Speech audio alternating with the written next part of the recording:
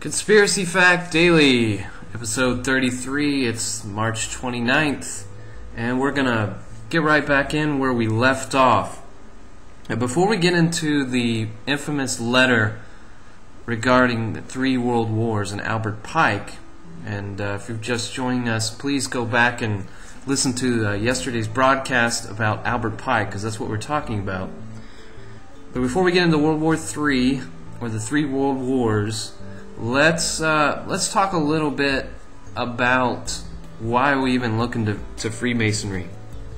Since I can remember, there's been a theory that Freemasonry is essentially the Illuminati. It's their secret society, and the Illuminati are the folks that blow up buildings on 9/11, control the world, essentially. That whole theory.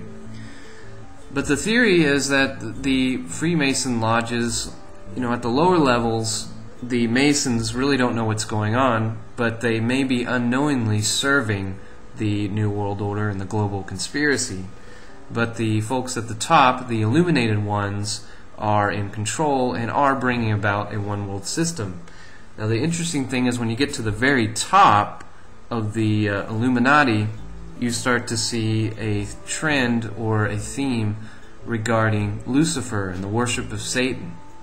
And what we just discussed before is that Albert Pike, who kind of wrote the Bible, Morals and Dogma, Freemasonry, which you can download easily anywhere online, there's a concept or idea that Albert Pike was a Satanist, that he worshipped Lucifer, and he documents this in the writings.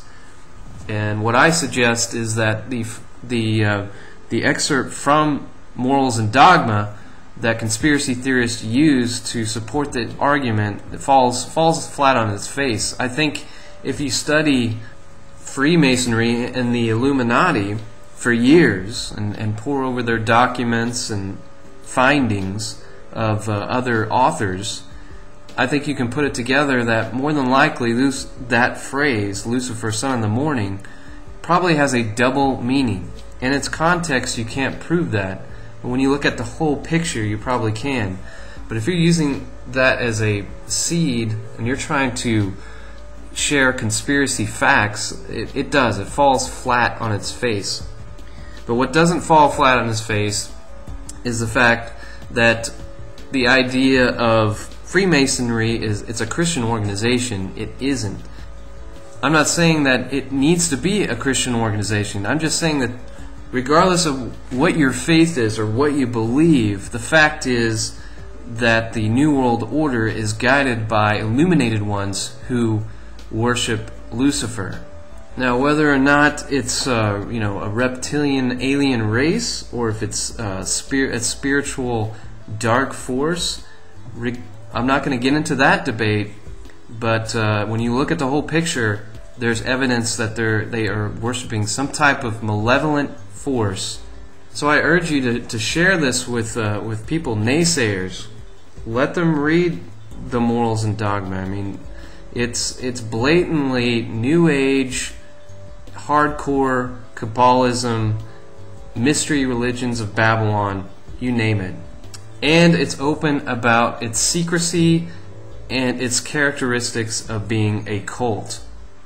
If you go to my blog, conspiracyfactdaily.blogspot.com, the post yesterday, maybe I'll put it on this post, but there's a post to the magazine called Lucifer, which is published by Madame Blavatsky, who is essentially responsible for bringing about the New Age movement that we know of today. Alright, so let's get into the 3 world wars. So it was written in 1871 by Albert Pike to a guy by the name of Mazzini. I'll put it on my blog. I'm not going to go into details about who Mazzini is.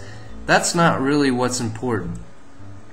What's important is that this letter is considered a fraud and a hoax. If you type this in on a Google search or any kind of search, it's going to say that this is a hoax, this is a fraud, etc. Now, the main reason it's considered a fraud is because somebody at one point claimed that the letter was in the British Museum. placed there in, I believe, 1925, and people have tried to legitimize this and confirm this, and it's just not true. The letter is not in the British Museum. So of course the conclusion is it's a fraud. Do I think it's a fraud? No, I certainly don't think it's a fraud. And if you've never heard this letter or read it, you don't know what I'm talking about, please stay tuned. It is an amazing document. If you've heard it, stay tuned or get this out to everybody you know, because it's so prevalent right now with what's going on with Iran and Iraq and everything in the Middle East. You know, we have a lot of great evidence, but sometimes it gets overwhelming. And let's not forget about this one. Let's get this one out. It is amazing. Alright, on the other side, we'll take a look at it.